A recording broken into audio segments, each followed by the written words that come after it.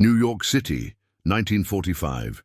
The crisp autumn air carried whispers of celebration through the streets of New York. World War II had finally ended, and Richard Anderson stood at the pier, searching the faces of returning soldiers.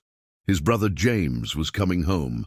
After 3 years of uncertainty, sleepless nights and prayers, the Anderson family would be whole again. Richard adjusted his fedora against the cool September breeze.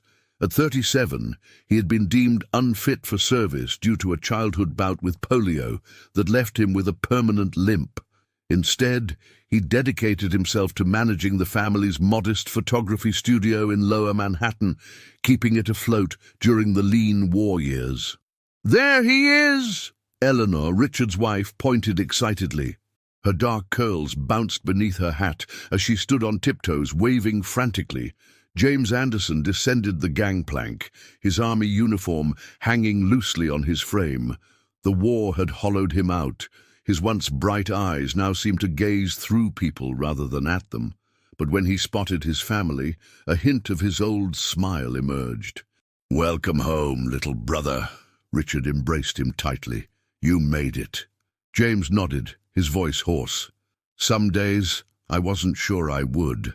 "Well, you're home now," Eleanor said, taking his arm, "and just in time for your parents' anniversary. They'll be overjoyed." Their parents, Harold and Martha Anderson, had maintained the family's brownstone in Brooklyn throughout the Depression and war years. Their 40th wedding anniversary celebration was planned for the weekend, the perfect homecoming for their youngest son. "I brought something back," James said, as they drove through the city streets. From his duffel bag, he produced an antique camera. "Found it in a bombed-out shop in Germany. The owner was gone. Seemed ashamed to leave it." Richard examined the camera with professional interest. It was an unusual model, older than anything he'd worked with ornate brass detailing and a peculiar lens that seemed to draw in light differently. "It's beautiful craftsmanship," Richard admitted. "German." "I think so. There's an inscription, but it's in some dialect I couldn't read." James pointed to tiny engraved text around the lens. "Was verborgen ist, wird enthüllt werden." "We'll figure it out later," Eleanor said. "Right now your parents are waiting." The Anderson family brownstone stood as it always had on a tree-lined street in Brooklyn Heights, a testament to stability in uncertain times. Martha Anderson burst into tears at the sight of her youngest son, while Harold, ever stoic, simply clasped James's shoulder, his weathered face betraying his emotion. "The whole family together again," Martha sobbed. "God has answered my prayers." That evening, as they gathered in the parlor, Richard set up his camera equipment for a family portrait, a tradition to mark significant occasions. "Let me use the German camera," James suggested. "It would be fitting, wouldn't it? A spoil of war to capture our victory." Richard hesitated. "I haven't tested it yet. Don't know if it even works." "Please," James insisted, something strange flickering in his eyes. "I need to contribute something." Unable to refuse his brother, Richard relented. He positioned the family on the settee. Harold and Martha centered, with Richard and Eleanor to one side, James and his sister Catherine with her husband Thomas on the other. Their children, Richard's son David and Catherine's daughters Emily and Sarah, arranged in front. Richard set the timer on the unfamiliar camera and hurried to his position. The shutter clicked with an unusually loud snap that seemed to echo through the room. "I'll develop it tomorrow at the studio," Richard promised. "It'll be ready for the anniversary party." That night, as the house settled into silence, James sat alone in the guest bedroom, staring out the window. Sleep had become his enemy since the war. Every time he closed his eyes, he saw the things he'd witnessed. The camp his unit had liberated, the hollow eyes of survivors, the piles of bodies. And something else, something he couldn't bring himself to speak of. A soft knock interrupted his thoughts. It was Richard. "Can't sleep?" his older brother asked, sitting beside him. James shook his head. "I'm not sure I remember how." "It'll get easier," Richard offered, though they both knew it might be a lie. "There are things I saw over there, Rich," James whispered. "Things I did. The war made everyone do things they wouldn't normally do." James looked directly at his brother for the first time since his return. There was a man, the one who owned that camera shop. He wasn't just some civilian casualty. He paused, swallowing hard. He was SS, hiding among regular folks. We found documentation in his basement, photographs he'd taken at one of the camps. Richard remained silent, letting his brother continue. He begged for his life in perfect English. Said the camera was special, that it could capture what the eye couldn't see. I didn't believe him, of course. James's voice grew distant. "I was the one who pulled the trigger." Richard placed a hand on his brother's shoulder. "You were doing your duty." "Maybe," but his last words, he said, "What is hidden shall be revealed." The same phrase that's engraved on the camera. The next morning, Richard took the exposed film to his studio. The developing process was familiar, a routine that had always brought him comfort. As the image gradually appeared in the chemical bath, he felt the usual satisfaction of creation. But as the picture fully materialized, Richard froze. The family portrait looked normal at first glance. Everyone arranged as they had been, with appropriately solemn expressions. But there, standing behind the settee between Harold and Martha, was a figure, blurry but unmistakably human. Richard's hands trembled. He knew with absolute certainty that no one had been standing there. He checked the negative, thinking perhaps it was a flaw in the development process, but the figure was present there too, a smudged, dark presence looming behind his parents. "It's just a double exposure," he muttered to himself. The German camera must have malfunctioned, capturing a previous image along with their family portrait. Still, he couldn't shake a sense of unease as he made a print to bring to the anniversary celebration. He decided not to mention the anomaly to anyone. The war had left them all raw. They deserved one evening of uncomplicated happiness. The anniversary party was a modest affair at the brownstone. Friends and extended family gathered to celebrate Harold and Martha's 4 decades together. Richard presented the portrait, conveniently framed to crop out most of the mysterious figure, showing only a darkened area that could be dismissed as a shadow. As guests mingled, Richard noticed James standing alone in a corner, watching the room with that same distant gaze. When their eyes met, James gave a slight nod toward the hallway. Richard followed. "You saw it, didn't you?" James asked without preamble. "In the photograph." Richard hesitated. "It's just a flaw in the camera, double exposure maybe." James shook his head. "It's him, Rich. The man from the camera shop." "That's impossible." Richard kept his voice steady, though a chill ran through him. "I've been seeing him since that day," James confessed. "At first I thought it was guilt, my mind playing tricks. But then, it's battle fatigue, Jimmy. The doctors have a name for it now." "No!" James cut him off. "It's not in my head, and now he's in our family portrait." Richard placed both hands on his brother's shoulders. "Listen to me. You've been through hell. Your mind is trying to process it all, but you're home now. You're safe. Whatever you think you're seeing, it isn't real." James looked unconvinced, but nodded anyway. "Maybe you're right." Richard suggested they rejoin the party, but as they turned to leave, a framed photograph on the wall caught his attention. An old portrait of their parents on their wedding day. Richard paused, looking closer. There, barely visible in the background, was a blurry figure standing behind the young couple. October arrived with unusual warmth, as if summer was reluctant to release its grip on the city. Business at Anderson Photography Studio had picked up significantly. With the war's end, people were eager to commemorate reunions, celebrations, and new beginnings. Richard immersed himself in work, trying to dismiss his growing unease about the strange figure in the family portrait. He'd examined older family photographs, finding what might be similar anomalies in several of them, though none as distinct as in the recent anniversary picture. He told himself it was simply coincidence. Shadows, flaws in aging photographs, his imagination connecting unrelated dots. Meanwhile, James had secured a position at the New York Public Library, cataloguing returned books and maintaining the quietude of the reading rooms. The structured environment and hushed atmosphere seemed to soothe him.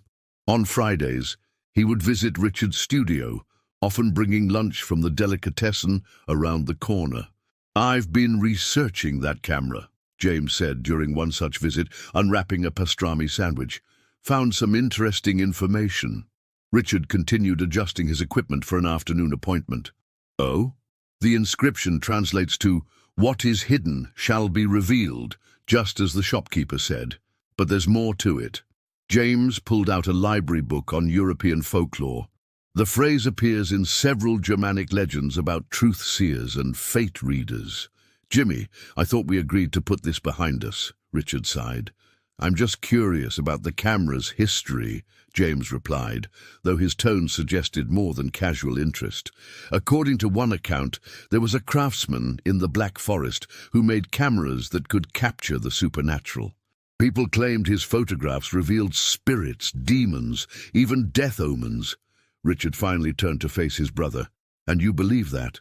"I don't know what to believe anymore." James's voice dropped. "But I do know what I've seen." Before Richard could respond, the bell above the door jingled. His 3 o'clock appointment had arrived, a young couple wanting engagement portraits. He quickly ushered James and his folklore book out the back entrance, promising to continue their discussion later. That evening, as Richard closed the studio, he found himself staring at the locked cabinet where he'd stored the German camera. Despite his skepticism, James's words had unsettled him. On impulse, he unlocked the cabinet and removed the camera, turning it over in his hands. The craftsmanship was undeniably exquisite, the weight of it substantial in a way modern cameras weren't. The brass engraving caught the last rays of sunlight streaming through the window. "Was verborgen ist, wird enthüllt werden. What is hidden shall be revealed." Richard loaded the camera with film, telling himself he was merely testing an interesting antique. He set it on a tripod facing his empty studio, adjusted the settings, and pressed the shutter release. The development process revealed nothing unusual, just his empty studio, as expected. Richard felt a mixture of relief and foolishness. Of course, there was nothing supernatural about the camera. The figure in their family portrait had been a photographic anomaly, nothing more. As October progressed, so did preparations for David's 10th birthday celebration. Eleanor had planned a small gathering at their apartment in Chelsea, just family and a few of David's school friends. The day before the party, Richard brought home a box of decorations from the storage room above his studio. "I found some old photographs while I was up there," he told Eleanor as they hung crepe paper streamers, "from my parents' early days in New York." "Oh? Anything interesting?" Eleanor asked, standing on a chair to tack a streamer to the ceiling. "Family picnics, holidays, routine memories." Richard hesitated, "But there's something odd about several of them." Eleanor stepped down from the chair, wiping dust from her hands. "What do you mean by odd?" Richard showed her the stack of photographs he'd brought home. "Look at the backgrounds. In almost every group photo there's this shadow. Sometimes it's more defined than others." Eleanor examined the pictures carefully. "It could be anything, Richard. Photography back then wasn't what it is now." That's what I keep telling myself," he admitted. "But after what happened with our anniversary portrait—" "You're letting James's stories get to you," she said gently. "He's been through a terrible ordeal. His mind is creating connections that aren't there, and now you're starting to do the same." Richard nodded, knowing she was probably right.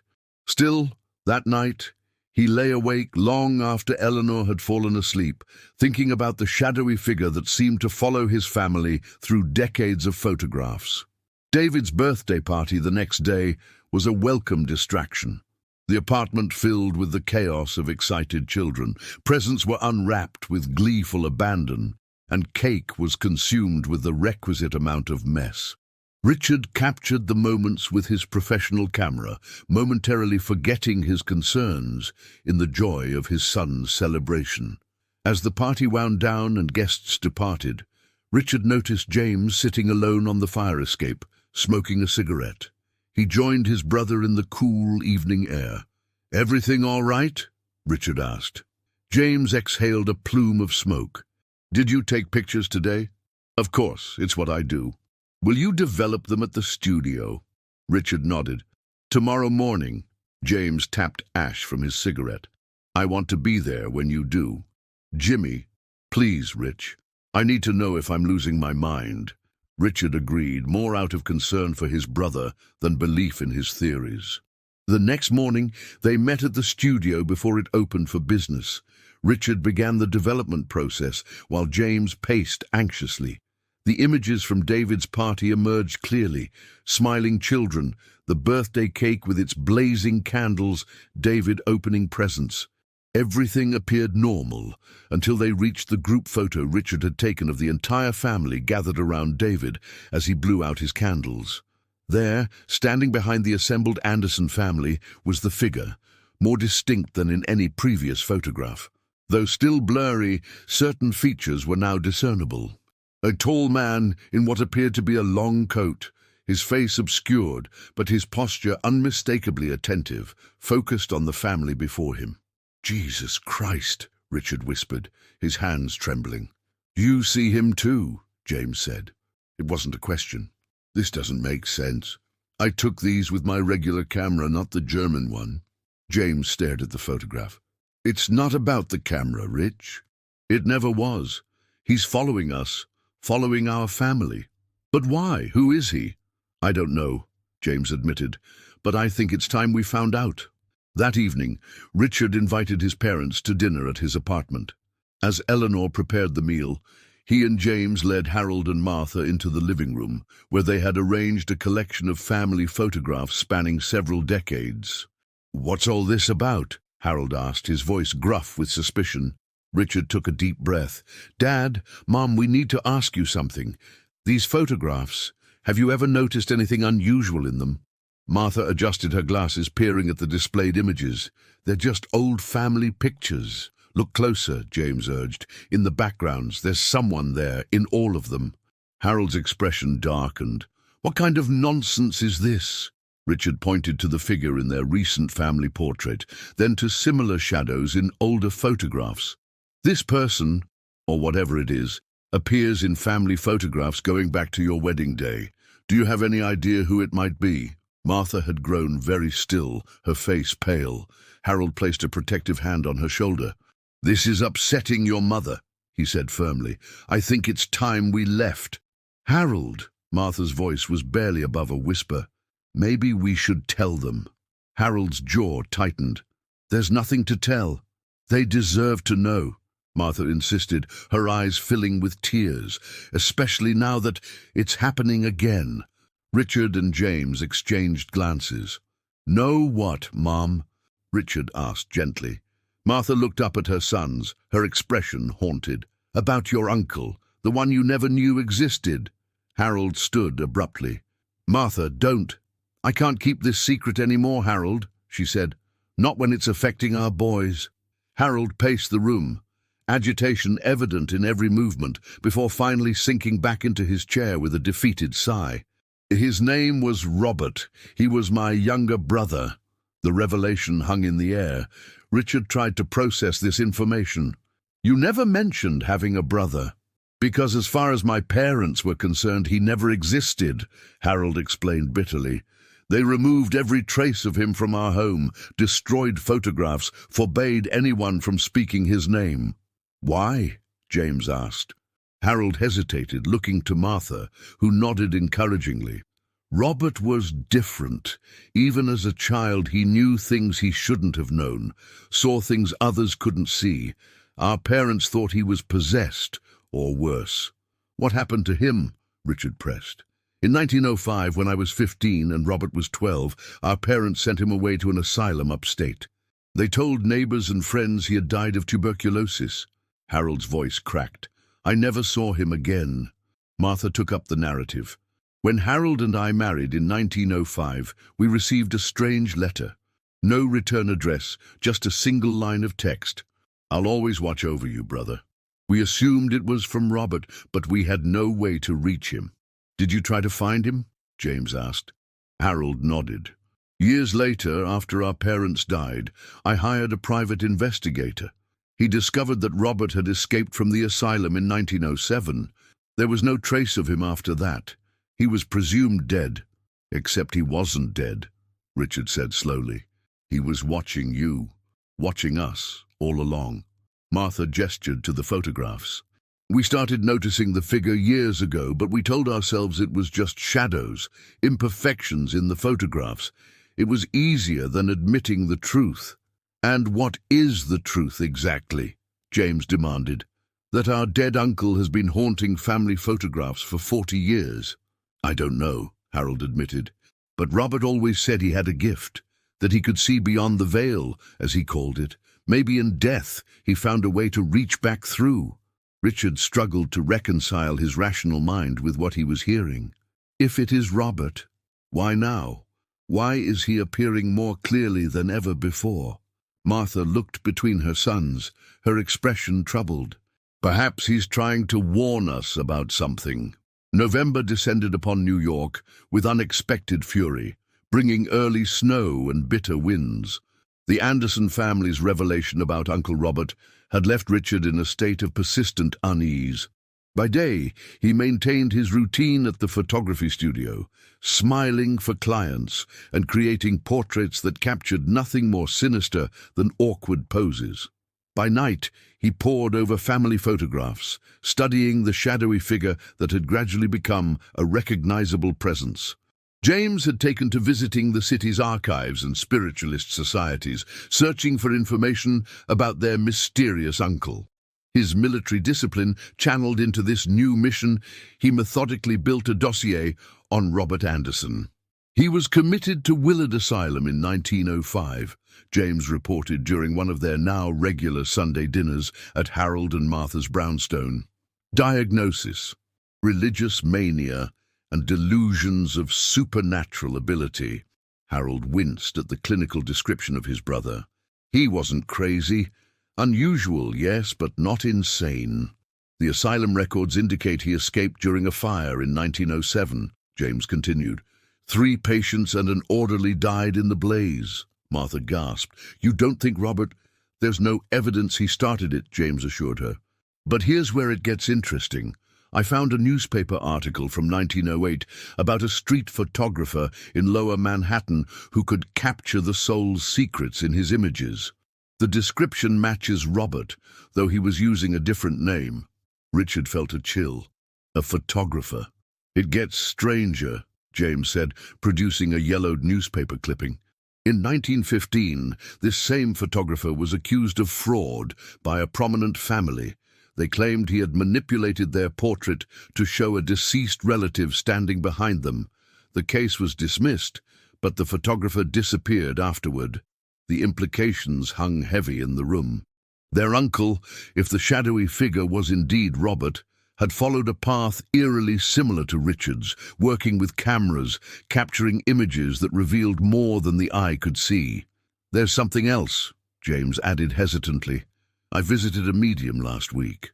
Jimmy, Richard groaned. Those people are charlatans. Probably, James conceded. But this woman knew things, specific things about our family without me telling her. She said there's a spirit attached to us, someone who believes he's protecting us. Protecting us from what? Eleanor asked, speaking for the first time since the conversation began. James shook his head. She couldn't say, or wouldn't. But she did mention that spirits often become more visible when danger approaches. Later that night, as Richard and Eleanor prepared for bed in their Chelsea apartment, she broke the silence that had fallen between them. You don't really believe all this, do you? About your uncle's ghost appearing in photographs? Richard sat heavily on the edge of the bed.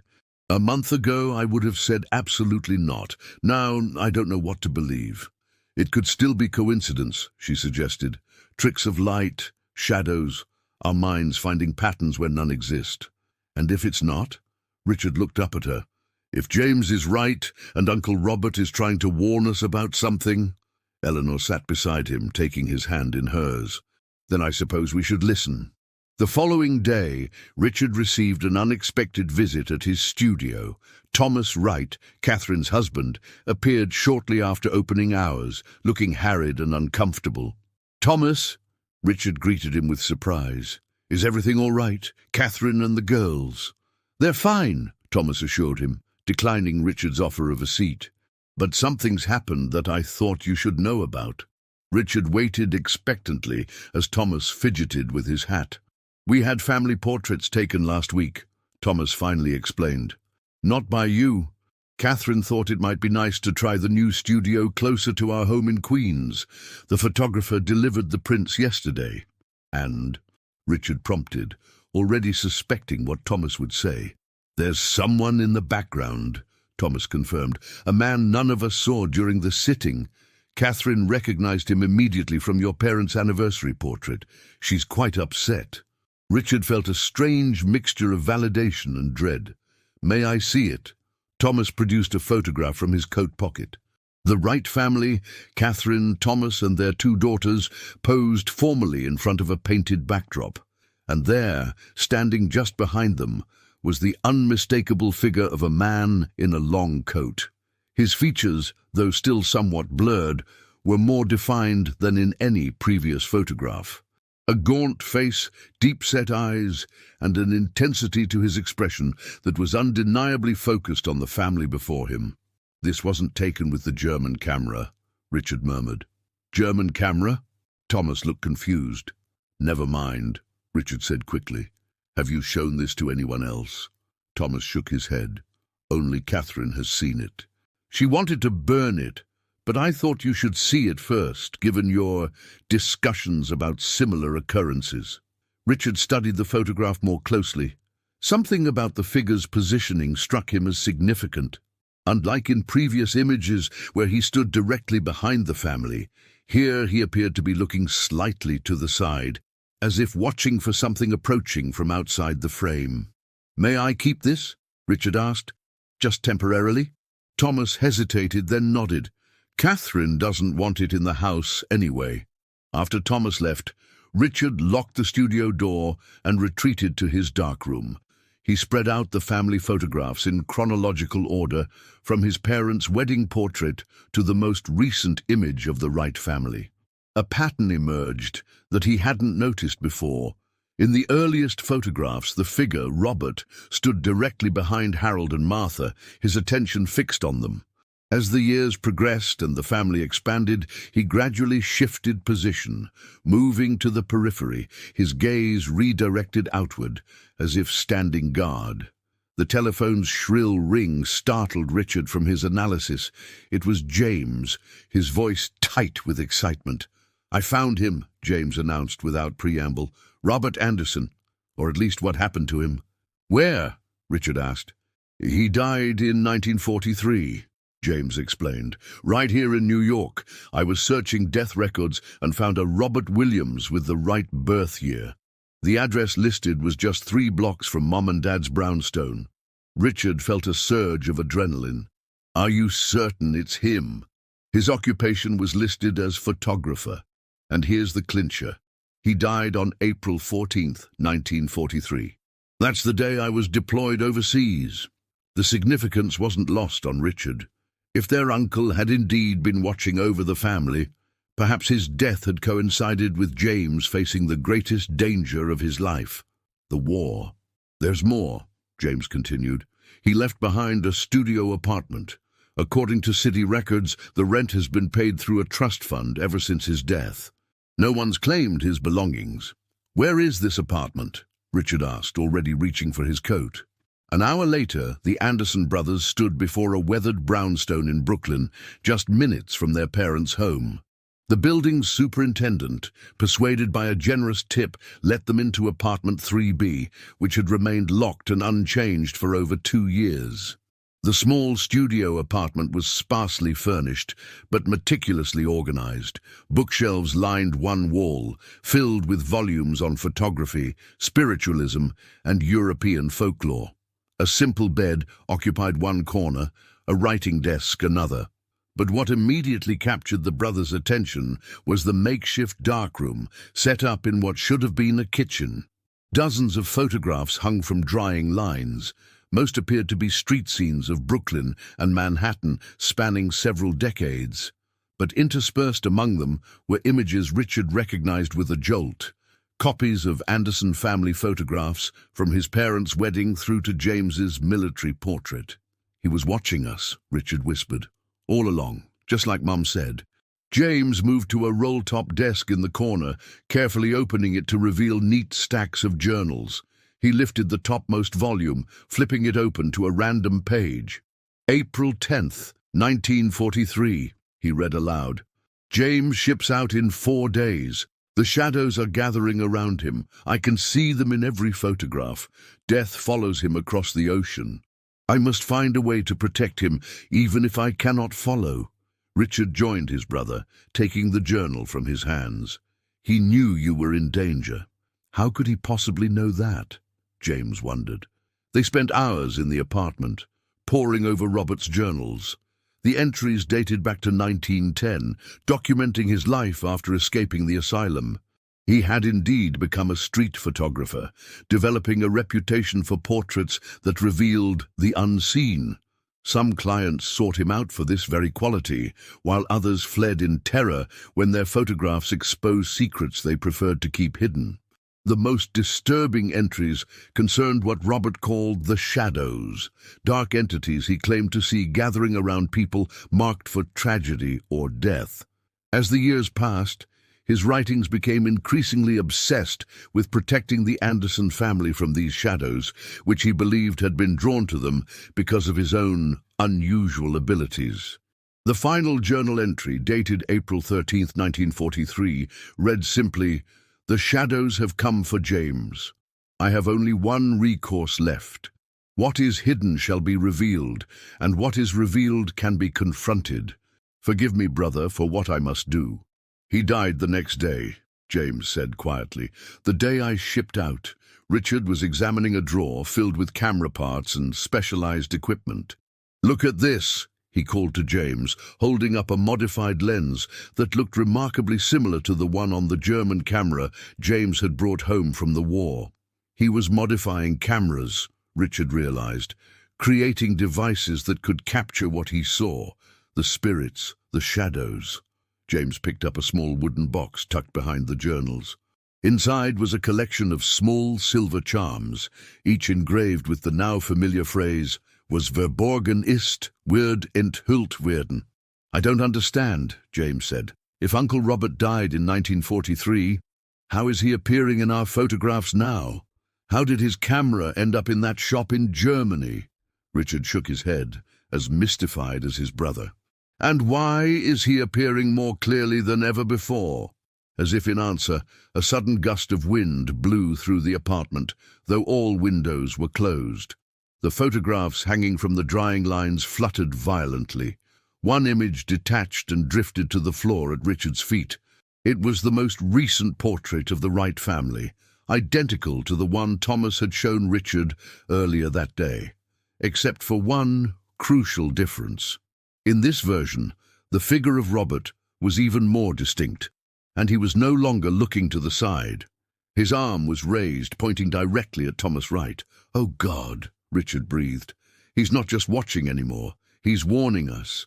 James looked over his shoulder, his face paling at the image. "Warning us about what?" "About Thomas," Richard said, a terrible certainty settling over him. "Something's wrong with Thomas, or something's going to happen to him." That evening, the Anderson family gathered for an emergency meeting at Harold and Martha's brownstone. Catherine had been reluctant to come, especially with Thomas, but Richard had insisted the entire family needed to be present. In the formal parlor, Richard and James shared what they had discovered in Robert's apartment. They displayed the journals, the modified camera parts, and finally, the photograph of the Wright family, with Robert pointing at Thomas. "This is absurd," Thomas said dismissively. "You expect us to believe your long-dead uncle is appearing in photographs to warn us about some vague danger." "It's not vague," Richard insisted. "He's pointing directly at you, Thomas. Catherine placed a protective hand on her husband's arm. "What exactly are you suggesting, Richard? That Thomas is in danger? Or that he's somehow a danger to us?" The room fell uncomfortably silent. Eleanor moved closer to David, who was listening wide-eyed from a corner of the room. "I don't know," Richard admitted, "but in every photograph where Robert appears, he's positioned himself as if guarding the family. And now, for the first time, he's specifically indicating one of us." Thomas stood abruptly. "I've heard enough of this superstitious nonsense. Catherine, girls, we're leaving." "Wait," Harold spoke up for the first time since the discussion began. "If there's any chance this is real, that Robert is trying to warn us, shouldn't we at least consider what it might mean?" Thomas glared at his father-in-law. "With all due respect, Harold, I won't have my family frightened by ghost stories and manipulated photographs." "They're not manipulated," James said quietly. "You saw yourself, Thomas. The figure appears in photographs taken by different cameras, by different photographers." Thomas grabbed his coat. "Stay if you want, Catherine, but I'm going home." "Actually," Richard said, stepping between Thomas and the door, "I'd like to ask you something first. Where were you stationed during the war, Thomas?" Thomas blinked, clearly thrown by the change in subject. "I worked in intelligence, as you know, London primarily." "And before that?" Richard pressed. "When you first met Catherine in 1940, you said you'd just returned from Europe. Where exactly?" "What does this have to do with anything?" Thomas demanded. "Just answer the question." James joined his brother, his military bearing suddenly prominent. Thomas looked between the brothers, then at Catherine, who was watching him with growing concern. "I was in Germany on business. Import-export. I've told you all this before. In 1940, Richard said slowly, when Germany was already at war with Europe. What kind of business exactly?" A tense silence filled the room. Martha had moved to stand beside Harold, both watching their son-in-law with new wariness. "You're implying something, Richard," Thomas said, his voice dangerously low. "I suggest you say it outright." Richard met his brother-in-law's gaze steadily. Uncle Robert's journals describe shadows he could see around people, entities drawn to darkness, to secrets. In every family photograph, he positioned himself to guard against something outside the frame, until now. Now he's pointing at you. "This is preposterous," Thomas scoffed, but his face had grown pale. "Is it?" James stepped forward. "The German camera I brought back, the one that first revealed Robert clearly in our photographs, I found it in a shop owned by an SS officer in hiding." "An officer who spoke perfect English," Catherine gasped, looking at her husband with new eyes. "Thomas?" Thomas's expression hardened. "You have no idea what you're talking about. Either of you." "Then explain," Richard demanded. "Explain why our uncle, who spent his life watching over this family, is suddenly warning us about you." For a moment it seemed Thomas might simply push past them and leave. Then something in his demeanor shifted subtly. He straightened, and when he spoke again, his accent had changed, the carefully neutral American tones giving way to something crisper, more precise. "Your uncle was more perceptive than I gave him credit for," Thomas said quietly. "I wondered why he kept appearing in our photographs. I should have recognized another practitioner." Catherine stood shakily. "Thomas, what are you saying?" "Not now, Catherine," he said without looking at her. His attention remained fixed on Richard and James. "You think you've discovered some great secret, that I'm some Nazi spy embedded in your precious American family, aren't you?" James challenged. Thomas smiled thinly. "I am so much more than that." He reached into his coat, producing not a weapon as the brothers feared, but a small object that gleamed in the lamplight, a pendant identical to the charms they had found in Robert's apartment. "What is hidden shall be revealed," Thomas recited. "Your uncle wasn't the only one who knew how to see beyond the veil. The Thule Society recruited men like us, men with the sight. I recognized the potential in your family line immediately." "Our family?" Richard repeated, confused. "The gift runs in bloodlines," Thomas explained, as casually as if discussing the weather. Your uncle had it, Catherine has traces of it, and your daughters— My daughters? Catherine's voice shook. What about my daughters? Thomas's eyes flickered toward his wife, a strange mixture of tenderness and calculation in his gaze. Why do you think I married you, Catherine? Your family carries a rare genetic trait, one that manifests as psychic sensitivity in some generations. Your uncle had it strongly. Your daughters show even greater potential. Richard felt the floor shift beneath him. Decades of family history suddenly recontextualizing. You've been, what, breeding us? Like livestock? Such American crudeness, Thomas sighed. I prefer to think of it as guiding a bloodline toward its potential. The Thule Society understood these gifts long before your American scientists began their clumsy genetic experiments. Martha stood suddenly, her face flushed with anger. You married my daughter as part of some Nazi experiment? The Reich was merely a vehicle, Thomas waved dismissively. The Society's work spans centuries. Wars come and go, but our research continues. James moved protectively toward Catherine. And what exactly did you plan to do with Emily and Sarah once you'd confirmed their potential? For the first time, Thomas's composure faltered. They are my daughters too, he said sharply. I have protected them, guided them. When they reach maturity, they will be given a choice. A choice? Catherine's voice had hardened. Like the choice you gave me when you hid your true identity. When you used me to further your experiments? Thomas turned to her, extending his hand. Catherine, you must understand. What we've created together is extraordinary. Our daughters will help shape the future. Don't touch me, Catherine recoiled. My daughters aren't going anywhere with you. The pendant in Thomas's hand caught the light, sending fractured reflections across the room. I had hoped we could handle this as a family, he said coldly, but I see now that was naive. Richard noticed something alarming. As Thomas spoke, the shadows in the corners of the room seemed to deepen, to move with subtle, purposeful undulations. The temperature dropped perceptibly. The shadows, Richard whispered, remembering Robert's journals. They're here. James had noticed it too. He reached slowly into his pocket, withdrawing one of the silver charms they'd found in Robert's apartment. As he held it up, the dancing shadows retreated slightly. Thomas's eyes narrowed. So, you've been exploring dear Uncle Robert's effects. Did you understand what you found, or are you just playing with forces beyond your comprehension? We understand enough, Richard said firmly. Robert spent his life protecting this family from people like you. Robert was a failure, Thomas sneered.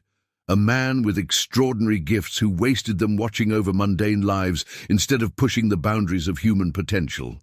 Harold, who had been uncharacteristically silent, finally spoke. My brother wasn't a failure. He chose love over power, something you clearly wouldn't understand. Thomas laughed, a hollow sound that seemed to ripple through the writhing shadows. And yet, here we are, with Robert dead and me very much alive, about to take what I came for. He turned toward Emily and Sarah, who had been sitting quietly, frightened by the adults' confrontation. Girls, come here, he commanded, his voice taking on a hypnotic quality. It's time to go home. To Richard's horror, both girls stood, their movements mechanical, eyes glazed. They began walking toward their father. No! Catherine lunged forward, grabbing her daughters. Emily, Sarah, stop! The girls continued moving, as if they couldn't hear her. James stepped forward, the silver charm extended. Whatever you're doing to them, stop it now. Thomas smiled thinly. Or what?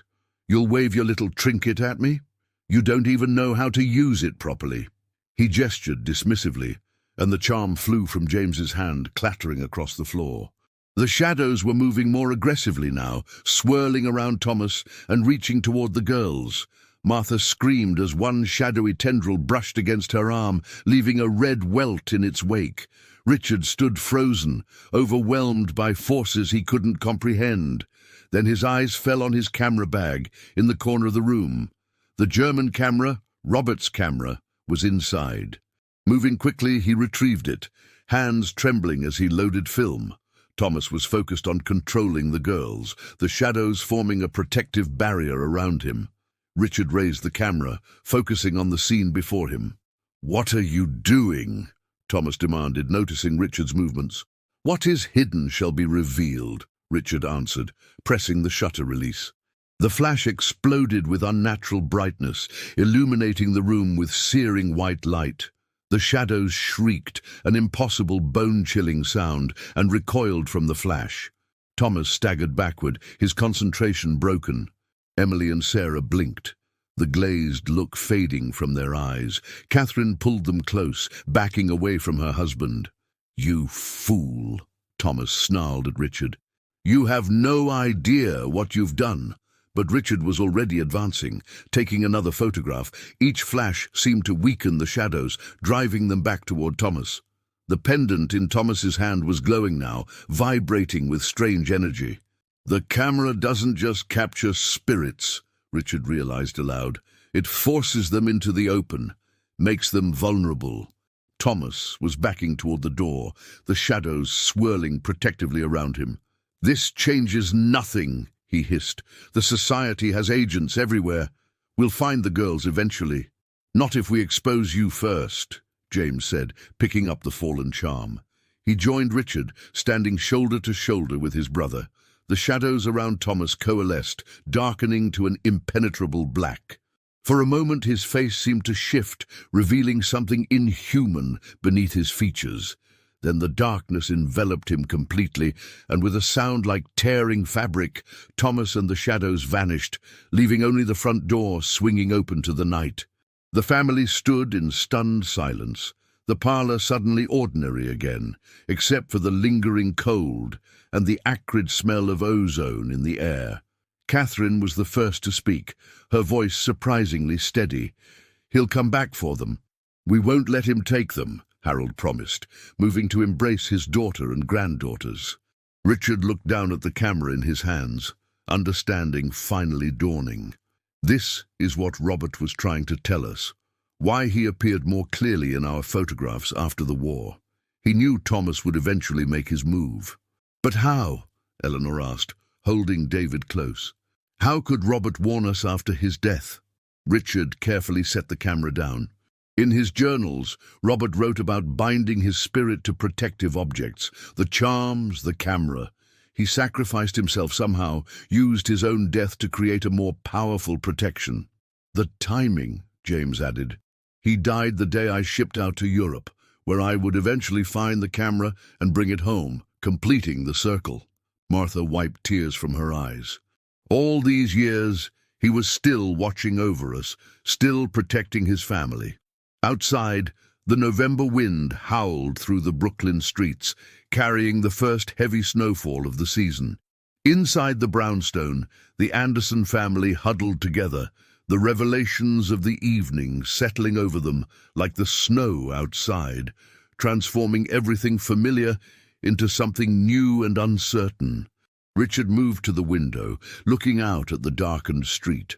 Somewhere out there, Thomas, or whatever Thomas truly was planning his next move.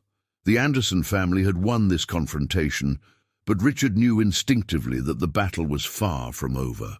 As if, in answer to his thoughts, a photograph on the mantelpiece caught his eye, the anniversary portrait taken just months ago. The figure of Robert was still there, but his position had changed. He now stood directly beside the family, no longer watching from a distance, but among them, a guardian made visible at last. "What do we do now?" James asked, joining his brother at the window. Richard turned to face his family, his parents, his wife and son, his sister and nieces, all looking to him for answers he wasn't sure he had. "We learn," he said finally. "We learn everything we can about what Robert knew, about these abilities that run in our family. We learn how to protect ourselves." He picked up the camera again, feeling its weight and significance. "And we keep watching. Because now we can see what's hidden." Catherine approached, her daughters clinging to her sides. "What about Thomas? What about the others like him?" Richard met her gaze steadily. "We expose them, one photograph at a time." In the weeks that followed, the Andersons transformed Harold and Martha's brownstone into a fortress of sorts. Not with physical barriers, but with protective symbols found in Robert's journals and charms created following his detailed instructions. Richard and James took turns keeping watch, camera ready, documenting strange occurrences that might once have been dismissed as imagination. They discovered more of Thomas's secrets, false identities spanning decades, connections to occult societies across Europe, evidence of similar infiltrations into other families with psychic potential. The more they learned, the more they understood what Robert had been fighting all along. The shadows continued to appear occasionally, testing the family's defenses, but with each encounter, the Andersons grew more adept at driving them back. Emily and Sarah, once they understood the abilities they had inherited, became surprisingly powerful allies in this strange war, their natural gifts, once awakened, developing quickly under careful guidance. As Christmas approached, bringing with it heavy snows and holiday lights throughout the city, Richard developed a new family portrait, their first since Thomas's disappearance. The Anderson family stood together in the parlor, snow falling outside the windows, the warm glow of the fireplace illuminating their solemn but determined faces. And there, standing proudly among them rather than hidden in shadow, was Robert, his features now clear and unmistakable, his protective presence acknowledged at last. What had been hidden was now revealed. And in that revelation, the Anderson family had found not just danger, but truth, and the strength to face whatever darkness might come. As Richard hung the photograph in a place of honor, he noticed something he hadn't seen during development. Robert was no longer looking at the family, but outward, toward the viewer. His expression held a warning, but also an invitation, as if to say that the battle between light and shadow, between truth and deception, extended far beyond the frame, into a world where not all monsters wore Nazi uniforms, and not all guardians carried weapons.